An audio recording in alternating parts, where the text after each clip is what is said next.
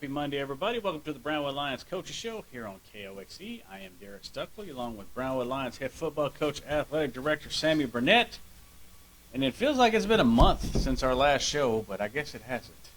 No, we did a show, but it's been a month since I've been home. That's true, too. Yeah, you did some more road tripping last week. Yeah, it's good, though, man. You can't complain when your kids are competing at the state level, at the highest level possible. It's a big deal for them. It's a big deal for me to support them and what they're doing. So I'll never complain when we're at state events. So it was a great time with our kids. That's right. And speaking of state events, we had quite a few at the track meet last weekend. Well, let's talk about the girls first. Our girls competed in the 4x2, finished 7th in the 4x2, but set a school record, so increased what they did at regional. So congratulations to them competing at the highest level. Being 7th in the state in Class 4A is a big deal. So extremely proud of them. And Kai Phillips was 8th in the 200, which is phenomenal for her. She's a freshman. And for her to be able to compete at that level is huge. So sometimes those girls look at like it's not like it's a failure that they finished 7th or 8th, but that's a major success. There's so many people out there that tried over the course of their 4 years to get to the state track meet and never did. Or there's teams that have never been before, and for you to get to just to be a part of it is huge because you've already accomplished great things. Being in the top 10 in the state of Texas is a big deal. So really proud of our girls, underclassmen, So yeah, opportunity for them to be back is huge. So congratulations to Coach Lipsy and what she's done in her first year at Brownwood and our girls track program. Tip my hat to them, phenomenal job. On the boys' side, we started with the long jump. Ike didn't have his best day. Was tied for first at one point. Jumped 22.9. Was passed by a young man that came in with the longest jump on his second attempt, so that put him in second place. And on the last jump, a kid went from sixth to first, just surpassing those two barely. I actually scratched on a jump that was probably the best jump of the meet. I was well over 23. Which would have won it for him, but I don't know how much he scratched by, but it was minimal because we didn't think it was a scratch. But great effort, wound up finished third and getting on the podium again. It's a difficult day. It was rainy and a little cold, and they're trying to get their marks, and it's difficult to do. So for them to go out there and compete, for him to get third in the long jump is huge. Was a big deal. And then, of course, in the triple jump, had the opportunity. He came in sitting second. He PR'd at regional with a 48.4 1/4.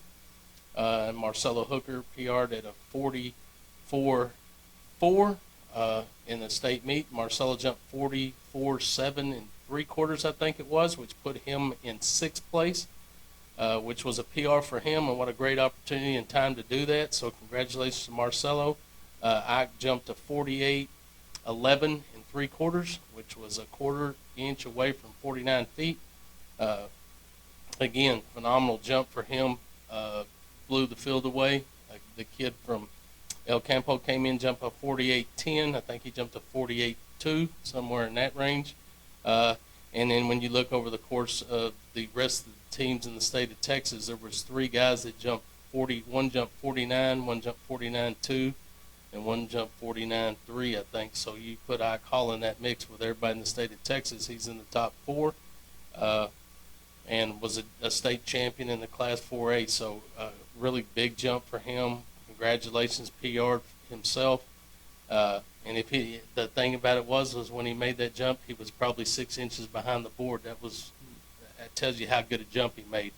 So congratulations to Ike Hall for winning the state championship in the triple jump. Followed A.J. McCarty several years ago that won state in the triple jump. And same thing with A.J. He was winning the long jump until the last jump, and guy passed him on the last jump, and on that day, AJ hit one board and scratched the rest of the time, so he actually had one jump, and it was the winning jump until the last guy went. So congratulations to Ike and what he's done, the accomplishments that he's made in Marcelo, and again, congratulations to our girls and how they went out and performed. Yeah, great track and field season all the way around.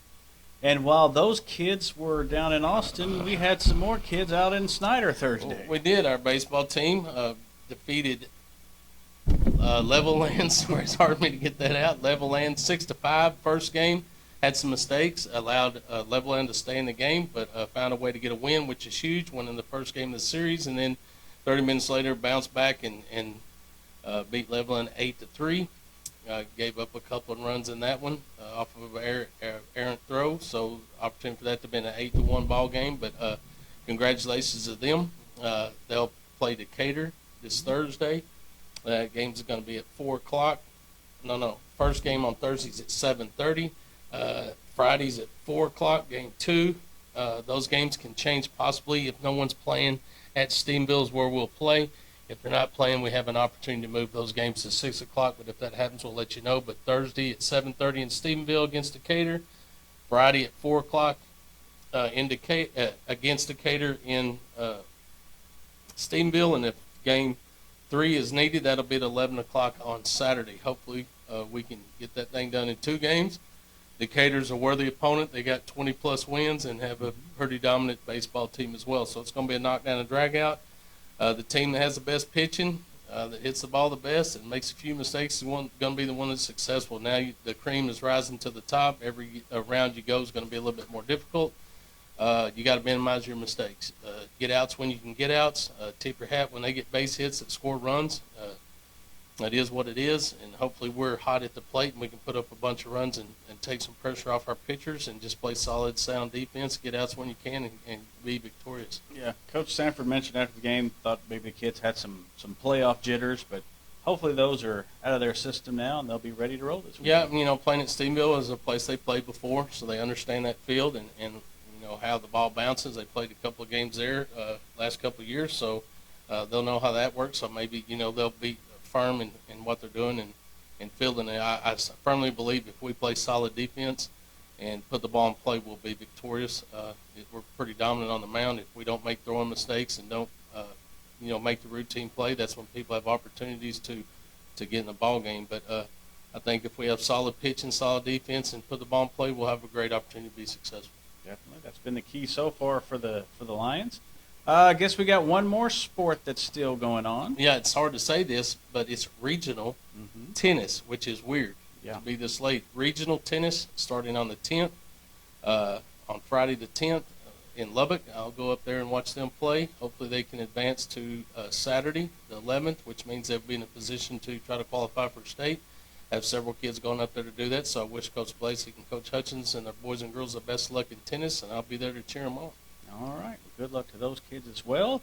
What else do we have going on, Coach? Well, we got a small lake beside our Snodgrass building from the rain, which we need the rain, so I won't complain about that. But I looked at the water level in the hole that they've dug, and it's about halfway up the wheel of the maintainer, and they were sucking that out this morning, so it'll take the rest of the day to get that done. A swimming pool added, too. Yeah, so we're going to have diving. An extra. It looks like we're building a swimming pool. No, got 7-on-7 tonight. Our league play. Teams that are involved in that are Early, Comanche, Dublin, San Saba, of course Brownwood, and our JV team, and then Goldthwaite. We did cancel the JV portion tonight because of the fields. When I walked those fields earlier, they were still underwater, which is what we call the soccer field. That field's lower. It holds water a little more than the track field does, so we're going to try to go out there and do our varsities starting at 6 o'clock. Now, let me go through that schedule with you. Brownwood will play at 6 o'clock against San Saba. 6:45 we'll play Comanche, and then instead of playing our JV at 7:30, we'll play Goldthwaite. And that'll be on the track field. So if you want to come, you can sit on the track, watch those kids perform, sort of get an idea of what we got going on. So it'd be a good time for me. I'm ready to go out there and see our kids compete.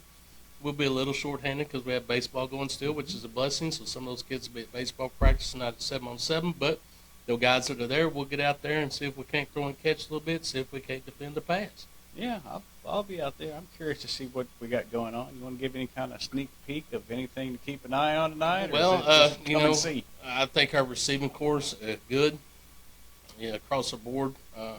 Probably going to be our starting look right now for 7-on-7 will probably be Carson No at the wideout, who's done a really good job in practice. He's really doing a good job of going to get the ball. Aaron Edmonds, Stone Ratliff, and Grant Gray. And then quarterback will be Braden Stacks will go first. get a good look at him. Really gotten stronger, gotten taller, become more confident in what he's doing. Really interested in seeing him read the defense and deliver the ball, not to read the receivers, read the defense, take what they're giving you, and seeing how well he just, manages the game, goes out there. The play calling is totally up to him and what he tries to do. A lot of education goes on there with them when you talk about why'd you make that play call, tell me why you did this, why you did that, try to get them to understand the game a little bit more based on coverage and down and distance. So really looking forward to seeing him in action, and our running backs will be Levi Pearson and Trey Mosley, so that'll be good on the defensive side. Be a little different look. Kenyon McDowell probably play corner. Keenan Brooks will play corner for us. Noah Gonzalez will be out because of baseball, so you'll have a different look back there.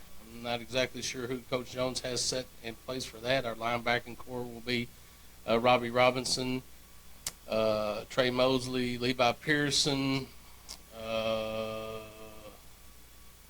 Brinson Martin. So that gives you a little idea of what's going on. We'll make some kids in and out, but have an opportunity to platoon a little bit and let those guys get some reps. Yeah, and then they'll start, tournament play here in May a the couple weeks. 25th. It's always something. We got 3 7-on-7 state qualifiers on the schedule. We have 25th will be, Graham, I think it is. On the 1st, we'll host ours at the high school fields. And then that's June the 1st, and then June the 8th, we go to Jim Ned. So see if we can qualify in one of those 3 events. There you go. It keeps rolling. It's a new start. I mean, I'm really excited, just to see our kids get out there and see how those that have played in the past matured and developed, and also seeing those guys that run the JV, see how they step up and earn positions. So it's going to be a fun time. Yeah. Speaking of football, drove by the stadium yesterday, and there's no turf left. Yeah, it's rock field. Yeah, it's quite a different look. If you haven't seen it. I went out last week, the day that I was here, went out that morning and looked before I left to go to Austin, and they had most of the turf off. I looked at this upgrade, looked really good. They'll add some more rock in there to make it be as firm as possible, and then they'll come in and start putting in the turf and then the new lights, and that'll be what we have done at Gorman Stadium in Phase 1. So all in all, it's a good deal. On the Friday the 10th, we will select a contractor for the renovations of the junior high dressing facilities and the high school dressing facilities. So that's what's up next. And what work starts on baseball and softball? June the 3rd. June the 3rd. June the 3rd, they'll start demolition of baseball and softball, and they'll have a totally new face come next year. So it's a lot of exciting things happening for sure. Definitely. All right. Anything else, Coach? Did we hit it all? Yeah, let's think. Oh, we better give our NASCAR report. I'm not ashamed to say that Kyle Larson, which is Stars guy, won again. Had a dominant car. Chris Busher, who's a Prosper boy, had a dominant car. And if my guy who was in 3rd or 5th at the time, 3rd place, wouldn't have spun out with 3 laps to go, Chris Busher would have won in a big way, but they had to restart, and Kyle Larson won by .0001 second, which is about that big. Yeah. It was historical. Yeah, it was. I mean, you drive that many laps, and then you win by that much. So Chris Busher's group was cheering and celebrating, thought they'd won it, and then it got taken from them, and Kyle Larson just took another win. So I got to tip my hat to Star. My guy finished 8th after he spun out, but we're not talking about that. Better than normal, isn't it? No, he finished 4th last week. Oh, okay. I don't know. He just I can't keep up with win. it. Can we go ahead and thank those He sponsors? just can't get a win. Can we just thank the sponsors? I threw in the NASCAR report. I'm eating Crow Star, so at least let me thank the sponsors so that I can get a NASCAR report on Monday. Auto Glass Magic, Bruner Auto Group, Syntex Body and Paint, Syntex Equipment Sales, Citizens National Bank, Dan Hill Containers, Dr. Bon Young, Dr. Pepper Bottling Company, Edward Jones Investments, Hendrick Medical, Howie Enterprises, Humphrey Peets, Heartland Funeral Home, Landmark Admin, MC Bank, Painter Johnson Associates, Smith & Sharp Agency, Sonic Drive-In, Stanley Chrysler, Texas Bank, Weldon Wilson Electric, Western Bank, and Willie's Teas. All righty. We'll be back Wednesday here on the Brownwood Lions Coaches Show on KOXE, KOXE.com, and the KOXE app. Have a great day, Brownwood.